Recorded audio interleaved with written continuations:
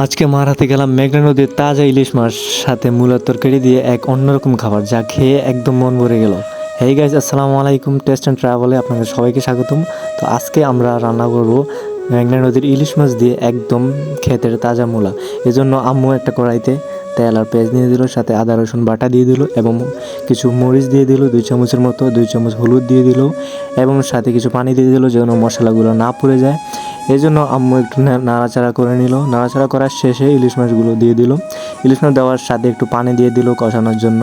তো কষানোর শেষে মূলত তরকারিগুলো দিয়ে দিল এবং এগুলা আলতো করে লেড়ে দিল, সাথে একটু ধনিয়া পাতা দিয়ে দিল। ধনিয়া পাতা শেষে সুন্দর সুন্দর পরিবেশন করলো। এই ইলিশ মুড়া তরকারিটা আপনারা কবে খাবেন এবং মার হাতে কখন খাবেন সেটা অবশ্যই কমেন্ট বক্সে জানাবেন। এবং তার শেষে আম্মু মূলার শাক রান্না করছে। আসলে মূলার শাক রেসিপি খুবই সহজ।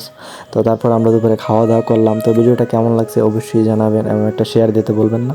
Good bye, test and travel মায়ের হাতের সাথে, চলো আগামীর পথে।